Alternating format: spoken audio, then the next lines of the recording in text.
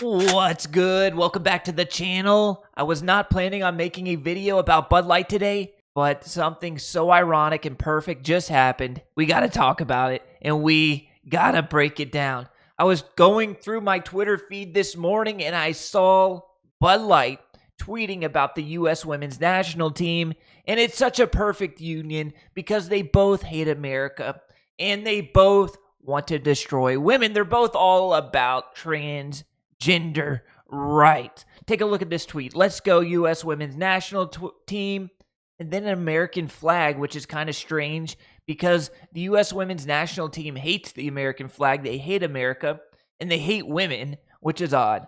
And then we have a fake bot Twitter account tweeting, "That's the only beer I drink." 99% chance this is a fake bot account. And then we have Bud Light tweeting, "Meet us at the fridge." So why is this so perfectly ironic? Well, the U.S. women's national team, soccer team, is competing at the World Cup right now. They won their first game, but during their first game, or before their first game, they were silent during the national anthem.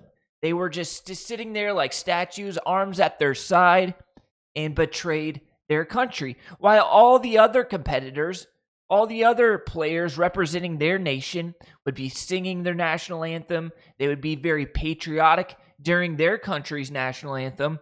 But these players on the U.S. team hate America.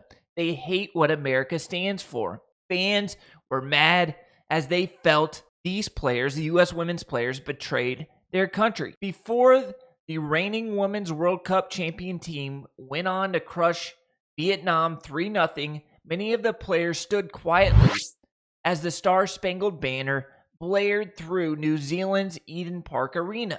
Can someone teach the United States women's soccer team the words to the Star-Spangled Banner? Their silence was deafening, one person tweeted. Here's a picture of these women during the national anthem. Take a look. They don't look happy, and only a few of them have their hand over their heart. We got one lady, she looks pissed off. She doesn't look happy. This lady does have her hand over her heart, but she doesn't look happy. She doesn't look very patriotic. Definitely not patriotic right here. All of these women look angry. Most of the women's U.S. soccer players refusing to sing our great national anthem. What a disgrace. I agree. Complete disgrace. Take a look.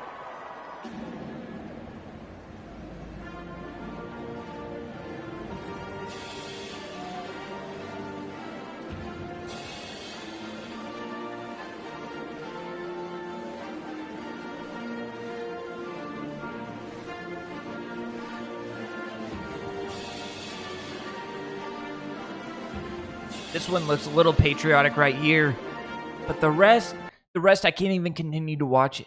It is such a betrayal. You're playing for your country. You went over there to represent your country. Vietnam's players were singing their national anthem because they love their country. They're patriotic. They know they're there to represent their country. These women are angry. These women are not patriotic, and Bud Light's not patriotic. Bud Light is a foreign-owned entity. Bud Light was born in America. At one point, it was an American company, but now it is a foreign company that is masquerading as an American company. And these women are masquerading as Americans. They went to New Zealand to represent the United States of America and the freedom that it portrays and represents, but they just stabbed us all in the back. Megan Rapinoe.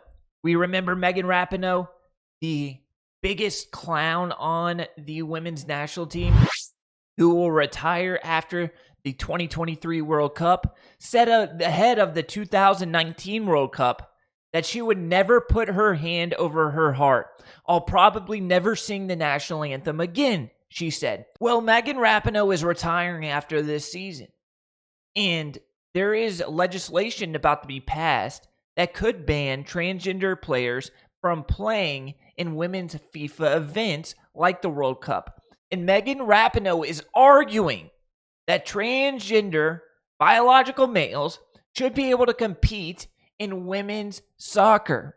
Can you imagine what is going to happen if transgender people who were born men, born males, went through puberty as a male, and then you transition, are allowed to play women's soccer. The game will forever be over for biological women. Now, you can say, oh, these women are so good. There's going to be some people, oh, Megan Rapinoe can compete against men. Wrong, false. That is not true.